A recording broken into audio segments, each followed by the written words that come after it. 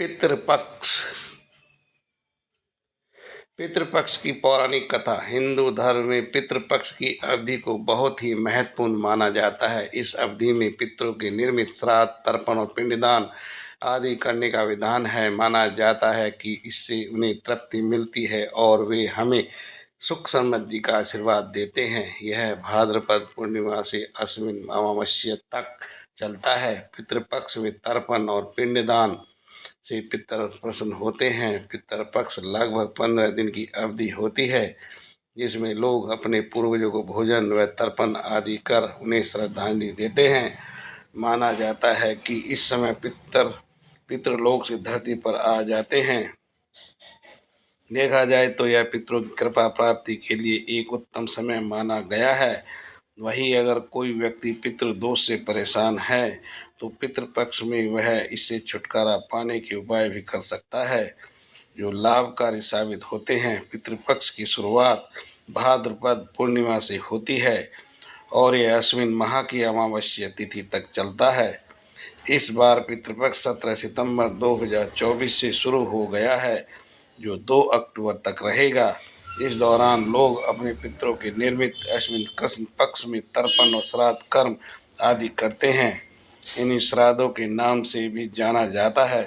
अभी पितृपक्ष चल रहा है और 16 दिन के श्राद्ध पक्ष में सनातन धर्मी अपने पितरों को याद करते हैं और उनकी आत्मा की शांति के लिए सभी वैदिक अनुष्ठान करते हैं। लेकिन बहुत कम लोग जानते हैं कि 16 दिन का पितृपक्ष दानवीर कर्ण की एक भूल के कारण मनाया जाता है और कर्ण के कारण ही पितृपक्ष मनाने की परंपरा शुरू हुई थी।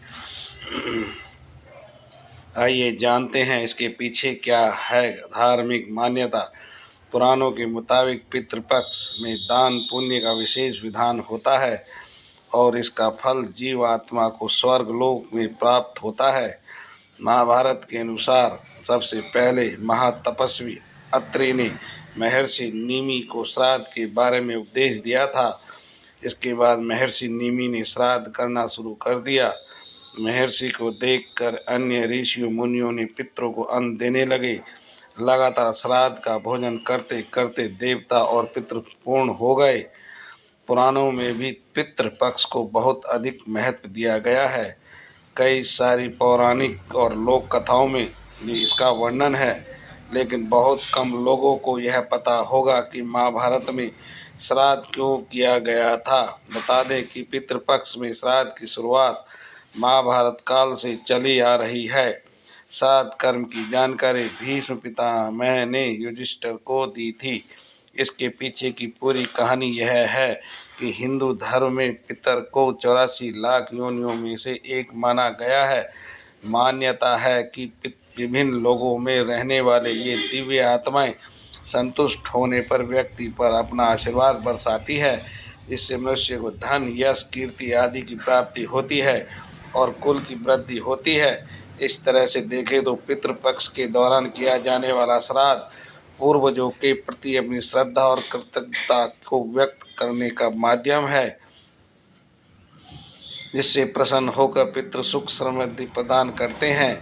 मान्यता है कि जब मनुष्य के बाद सूर्य पुत्र कर्ण की आत्मा स्वर्ग पहुंची तो उन्हें वहां पर खाने के लिए भोजन की बजाय ढेर सारा स्वर्ण दिया गया।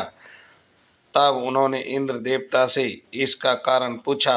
इंद्रदेव ने कर्ण को बताया कि पृथ्वी पर रहते हुए उन्होंने कभी भी अपने पितरों के निर्मित भोजन, दान, तर्पण आदि नहीं किया। तब कर्ण ने जवाब दिया कि उन्हें अपने पूर्वजों के बारे में कुछ भी ज्ञात नहीं था, इसलिए अनजाने में उनसे यह भूल हुई। दानवीर कर्ण अपनी दानवीरता के लिए जाने जाते थे और जीवन भर उन्होंने गरीबों और जरूरतमंदों को धन और स्वर्ण का दान किया। अपने द्वार पर आने वाले किसी भी व्यक्ति को उन्होंने बिना धन दिए लौटने नहीं दिया। लेकिन कर्ण ने अपने जीवन काल में अन्न दान नहीं किया। अंतिम समय में जब कर्ण ने मृत्युलोक छोड़ा और स्वर्ग पहुँचे तो उन्हें खूब सोना दिया गया और खाने के लिए कुछ भी नहीं दिया गया। कर्ण ने जब भगवान इंद्र से इसका कारण पूछा तो देवराज इंद्र ने बताया कि उन्होंने जीवन भर सोना ही दान किया है और पितरों की आत्मा की शांति के लिए कभी भी अन्न दान नहीं किया, इसलिए उन्हें अन्न नहीं दिया गया। तब कर्ण ने इस बात को लेकर अनभिज्ञता जाहिर करते हुए कहा कि मुझे अन्नदान के महत्व की जानकारी नहीं थी। कर्ण को जब अपनी गलती का एहसास हुआ तो उन्हें अपनी गलती सुधारने के लिए एक बार 16 दिन के लिए धरती पर भेजा गया था। इन 16 दिनों में कर्ण ने अपने पूर्वजों को याद करते हुए तर्पण किया, भूखे और गरीबों को अन्न दानित किया और फिर स्वर्गलोक चले गए। ऐसी मान्यता है कि तभी से 16 दिन का पितृपक्ष मनाने की परंपरा चल रही है और इस दौरान लोग अपने मृत पूर्वजों को याद कर भोजन का आयोजन करते हैं। साथ ही इस बात का भी ध्यान रखना चाहिए कि पितृपक्ष के दौरान यदि कोई भिक्षा मांगने आए तो उन्हें कभी खाली हाथ नहीं जाने देना चाहिए। पितृ कभी भी अपनी संतानों को परेशान नहीं करना चाहते हैं। वे बहुत दयालु होते हैं, लेकिन संतानों की उपेक्षा से वे दुखी हो जाते हैं, क्योंकि संतान के द्वारा श्राद्ध कर्म और पिंडदान आदि करने पर उन्हें तृप्ति मिलती है और वे अपनी संतानों को धन धान्य और खुश रहने का आशीर्वाद देते हैं। पितर यह नहीं चाहते कि उनकी संतानें उन्हें तर्पण करने के लिए बहुत कुछ करे। वे श्राद्ध भाव से किए गए श्राद्ध को खुशी के साथ स्वीकार करते हैं। कहा भी गया है कि श्राद्ध के बिना श्राद्ध अधूरा होता है। पितृपक्ष की पौराणिक कथा। भगवान श्री कृष्ण से एक बार पक्षीराज गरुड़ ने पूछा, हे प्रभु, पृथ्वी पर लोग अपने मृत पितरों का श्राद्ध करते हैं, उनकी रुचि का भोजन ब्राह्मणों आदि को कराते हैं, पर क्या पितृलोक से पृथ्वी पर आकर श्राद्ध में भोजन करते पितरों को किसी ने देखा भी है? भगवान श्री कृष्ण ने कहा, हे गरुड़, तुम्हारी शंका का निवारण करने के लिए मैं देवी सीता के साथ हुई घटना सुनाता हूँ।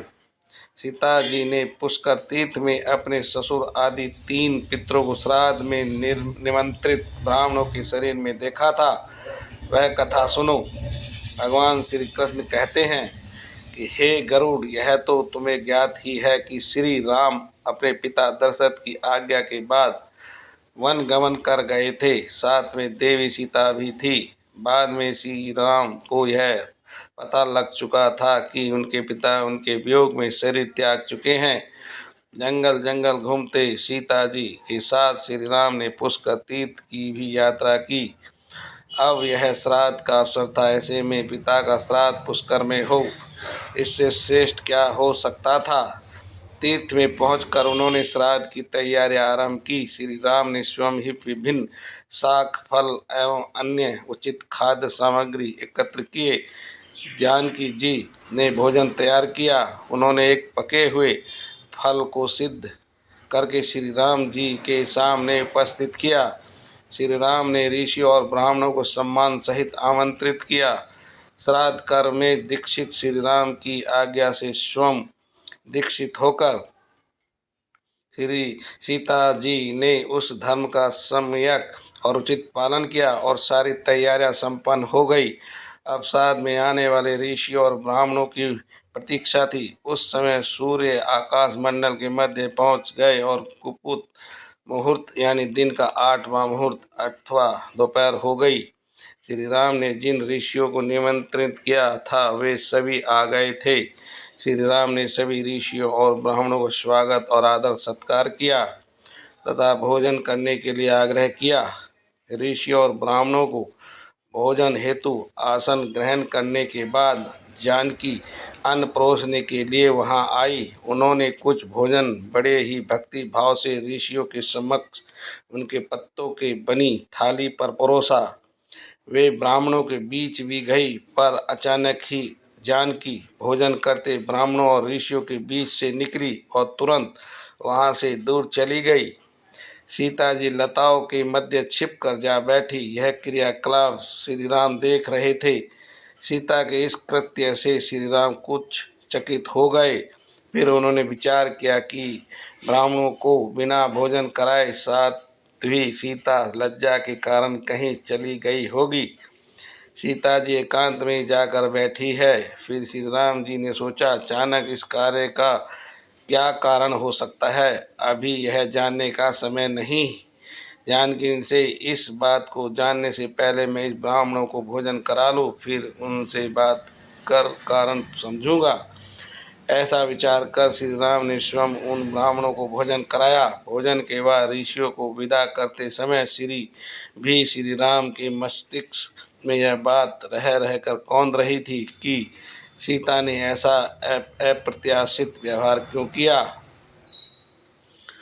उन ब्राह्मणों के चले जाने पर श्री राम ने अपनी प्रियतमा सीता जी से पूछा, ब्राह्मणों को देखकर तुम लताओं की ओट में क्यों छिप गई थी। यह उचित नहीं जान पड़ा। इससे ऋषियों के भोजन में व्यवधान हो सकता था। वे कुपित भी हो सकते थे। श्री राम बोले, हे सीते, तुम्हें तो ज्ञात है कि ऋषियों और ब्राह्मणों को पितरों के प्रतीक माना जाता है। ऐसे में तुमने ऐसा क्यों किया। इसका कारण जानने की इच्छा है। मुझे अविलंब बताओ। श्री राम के ऐसा कहने पर सीता जी मुंह नीचे कर सामने खड़ी हो गई और अपने नेत्रों से आंसू बहाती हुई बोली, हे नाथ, मैंने यहाँ जिस प्रकार का आश्चर्य देखा है उसे आप सुने। इस श्राद्ध में उपस्थित ब्राह्मणों की अगली पांत में मैंने 2 महापुरुषों को देखा जो राजा जैसे प्रतीत हो रहे थे।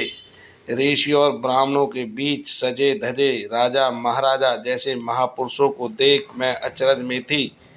तभी मैंने आपके पिताश्री के दर्शन भी किए। वह भी सभी तरह के राजसी वस्त्रों और आभूषणों से सुशोभित थे।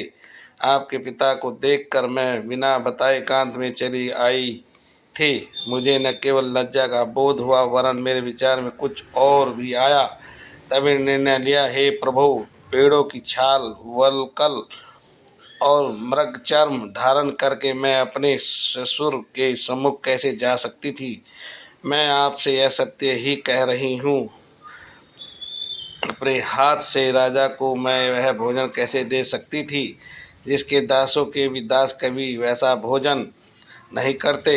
मिट्टी और पत्तों आदि से बने पात्रों में उस अन्न को रखकर मैं उन्हें कैसे देती। मैं तो वही हूँ तो पहले सभी प्रकार के आभूषणों से सुशोभित रहती थी और आपके पिताश्री मुझे वैसी स्थिति में देख चुके थे। आज मैं इस अवस्था में उनके सामने कैसे जाती। इससे उनके मन को भी क्षोभ होता। मैं उनको क्षोभ में कैसे देख सकती थी। क्या यह कहीं से उचित होता।